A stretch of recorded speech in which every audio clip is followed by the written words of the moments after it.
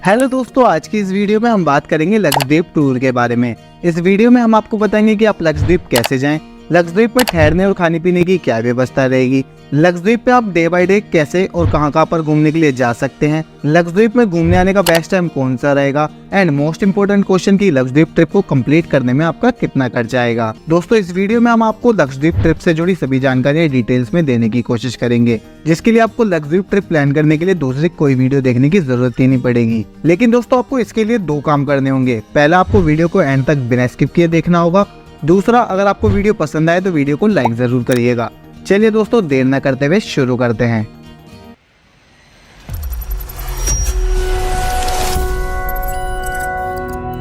दोस्तों, Lakshadweep Indian union territory है, जो कि एक ब्यूटीफुल आइलैंड है। लक्षद्वीप फेमस है अपने ब्यूटीफुल बीचेस, छोटे छोटे आइलैंड एंड अपनी वाटर एक्टिविटीज के लिए, जिस वजह से यहाँ पर इंडिया से ही नहीं बल्कि पूरी दुनिया से टूरिस्ट आते हैं। लक्षद्वीप में ऐसे ऐसे ब्यूटीफुल बीचेस है जहाँ पर चाहे फ्रेंड्स हो, फैमिली हो या फिर कपल्स हो, हर कोई यहाँ पर आकर एंजॉय करना चाहता है और अपनी ट्रिप को यादगार बनाना चाहता है। लक्षद्वीप में स्कूबा डाइविंग एंड पैरासेलिंग जैसी कई सारी वाटर एक्टिविटीज भी होती हैं, जो कि यूथ को यहाँ पर आने के लिए काफी अट्रैक्ट करती है। यहाँ पर आपको कई सारे बीचेस ऐसे देखने को मिलते हैं जहाँ का पानी आपको एकदम क्लीन एंड क्रिस्टल देखने को मिलता है। अगर आप भी यहाँ पर आकर अपनी ट्रिप को मेमोरेबल बनाना चाहते हैं तो आपको सबसे पहले ये जानना होगा कि आप लक्षद्वीप तक कैसे पहुँच सकते हैं। दोस्तों, आप लक्षद्वीप तक क्रूज या फिर फ्लाइट के थ्रू जा सकते हैं, जिसके लिए आपको सबसे पहले अपने शहर से केरला के कोच्चि शहर तक जाना होगा। कोच्चि पहुंचने के बाद आप कोच्चि से लक्षद्वीप के लिए क्रूज या फिर फ्लाइट के थ्रू जा सकते हैं। अगर आप लक्षद्वीप तक क्रूज के थ्रू जाना चाहते हैं तो आपको कोच्चि से काफी सारे क्रूज देखने को मिल जाएंगे, जिनमें हर एक अलग अलग कोचेस होते हैं, जिनके प्राइस की स्टार्टिंग 500 रुपए से लेकर 8,000 रुपए तक की रहती है। आप अपने बजट के हिसाब से या फिर सुविधा के हिसाब से इन कोचेस की टिकट ले सकते हैं। क्रूज के थ्रू कोच्चि से लक्षद्वीप तक जाने में आपको 15 से 18 घंटे का समय लग जाता है। एंड अगर आप मुंबई में रहते हैं या फिर मुंबई के आसपास में रहते हैं तो आप वहां से भी क्रूज के थ्रू लक्षद्वीप तक जा सकते हैं। आप अपने बजट या फिर सुविधा के हिसाब से मुंबई से भी जा सकते हैं। एंड अगर आप फ्लाइट के थ्रू लक्षद्वीप तक जाना चाहते हैं तो आपको केरला के कोच्चि से लक्षद्वीप के अगाटी एयरपोर्ट के लिए डायरेक्ट फ्लाइट की सुविधा मिल जाती है। याद रखिएगा दोस्तों, आप जितने दिन पहले ही टिकट की बुकिंग करते हैं तो प्राइस उतने ही कम रहते हैं। फ्लाइट से लक्षद्वीप तक जाने में आपको 1 से 1.5 घंटे का समय लग जाता है। चलिए दोस्तों, अब आपने ये तो जान लिया कि आप कैसे पहुंच सकते हैं। अब बात कर लेते हैं कि आप लक्षद्वीप ट्रिप के लिए परमिट कैसे लें। दोस्तों, लक्षद्वीप यूनियन टेरिटरी है, जिस वजह से यहाँ पर आने के लिए परमिट लेना कंपलसरी रखा गया है। आपको ये परमिट केरला के कोच्चि में लक्षद्वीप ऑफिस से मिल जाएगा। लक्षद्वीप ऑफिस को स्पॉट ऑफिस के नाम से भी जाना जाता है। एंड दोस्तों, याद रखिएगा, आप किसी भी तरह के पैकेज को बुक करके लक्षद्वीप तक जा रहे हैं तो इस कंडीशन में आपको परमिट लेने की कोई नीड नहीं पड़ती है। ये परमिट पैकेज में ही ऐड रहता है। चलिए दोस्तों, अब आप लक्षद्वीप पहुंच चुके हैं और परमिट की बात हो गई है, तो अब बात कर लेते हैं कि लक्षद्वीप में ठहरने और खाने पीने की क्या व्यवस्था रहेगी। दोस्तों, लक्षद्वीप में आपको रिजॉर्ट ही देखने को मिलते हैं, जिनके प्राइस 8,000 रुपए से लेकर 10,000 रुपए तक रहते हैं। आप किसी भी जगह पे जाएंगे तो आपको इसी प्राइस में होटल मिल जाएंगे।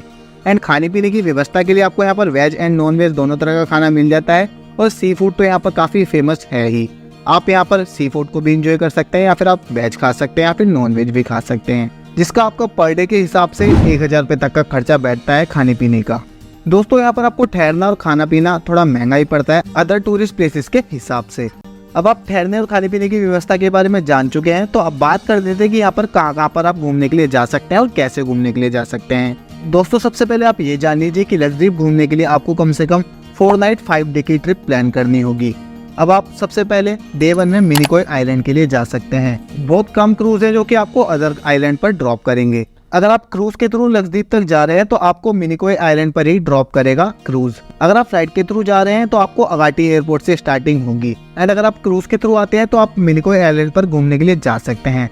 दोस्तों, मिनिकॉय आइलैंड लक्षद्वीप का सबसे फेमस टूरिस्ट प्लेस है, एंड ये लक्षद्वीप का दूसरा सबसे बड़ा आइलैंड है। मिनिकॉय आइलैंड पर आपको एकदम क्लियर वाटर देखने को मिलता है, एंड यहाँ पर वाटर एक्टिविटीज भी आप कर सकते हैं। मिनिकॉय आइलैंड काफी ब्यूटीफुल आइलैंड है, जो कि लक्षद्वीप में हर टूरिस्ट को अपनी ओर अट्रैक्ट करता है। एंड यहाँ पर आकर आपको काफी अमेजिंग लगेगा। आप मिनिकॉय आइलैंड पर आप अच्छे से टाइम स्पेंड करने के बाद लाइट हाउस के लिए जा सकते हैं। आप लाइट हाउस के अंदर जाकर ऊपर से आसपास का व्यू भी देख सकते हैं।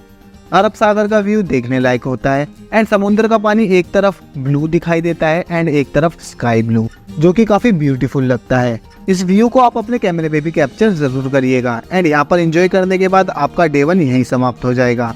उसके बाद आप नेक्स्ट डे यानी कि डे 2 में मिनिकोय आइलैंड से कल्पेनी आइलैंड के लिए जा सकते हैं, जिसके लिए आपको मिनिकोय आइलैंड से बोट या फिर शिप मिल जाती है। कल्पेनी आइलैंड तक जाने के लिए आपको इस बोट से जाने के या फिर शिप से जाने के प्राइस 2000 रुपये से 3000 रुपये तक के रहते हैं, जो कि पर पर्सन के होते हैं। एंड ये आपको कल्पेनी आइलैंड तक 4 से 5 घंटे में ड्रॉप कर देती है। अब आप कल्पेनी आइलैंड पहुंच जाएंगे। कल्पेनी आइलैंड एक ब्यूटीफुल आइलैंड है जहाँ का पानी एकदम क्लियर दिखाई देता है एंड यहाँ पर भी कई सारी वाटर एक्टिविटीज होती है। कल्पेनी आइलैंड इतना ब्यूटीफुल है कि यहाँ पर एंजॉय करते हुए आपका टाइम कब बीत जाएगा आपको पता ही नहीं चलेगा।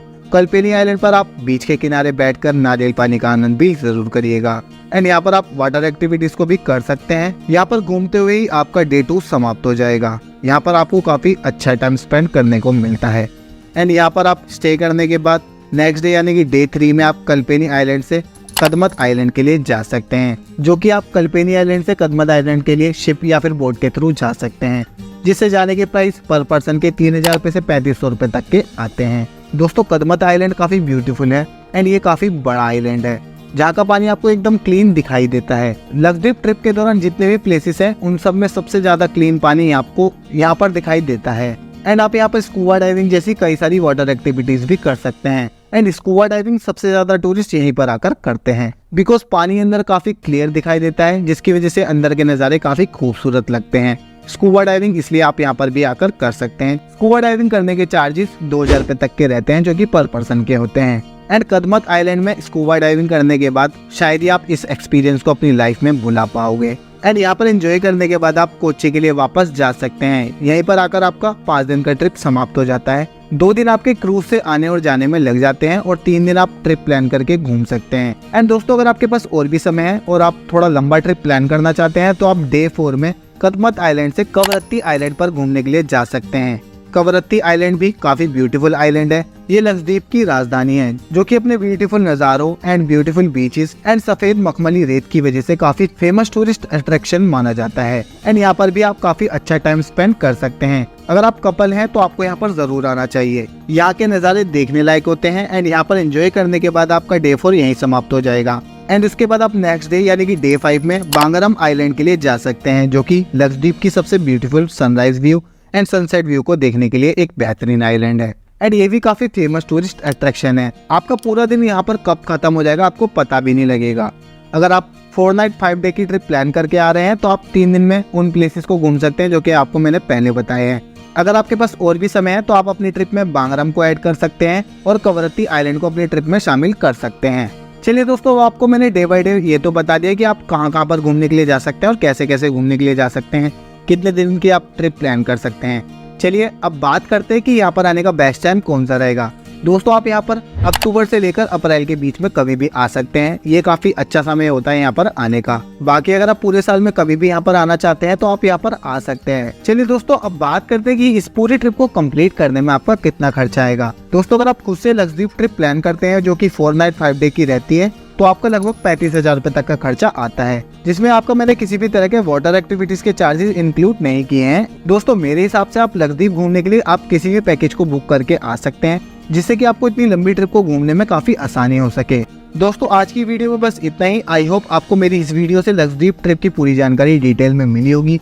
अगर फिर भी कोई क्वेश्चन मुझसे छूट गया है तो आप हमें कमेंट करके पूछ सकते हैं या फिर आप हमें फेसबुक या इंस्टाग्राम पर मैसेज करके भी पूछ सकते हैं। हम वहाँ पर भी आपको इसी तरह की जानकारी देते रहते हैं। आई होप आपको मेरी ये वीडियो पसंद आई हो। अगर आपको मेरी ये वीडियो पसंद आई तो वीडियो को लाइक करें और अपने दोस्तों और परिवार के साथ वीडियो को ज्यादा से ज्यादा शेयर करें एंड ऐसी ही और वीडियोस को देखने के लिए चैनल को सब्सक्राइब करें एंड बेल आइकन को प्रेस करना ना भूलें ताकि आने वाली इसी तरह की और भी वीडियोस को आप सबसे पहले देख सके।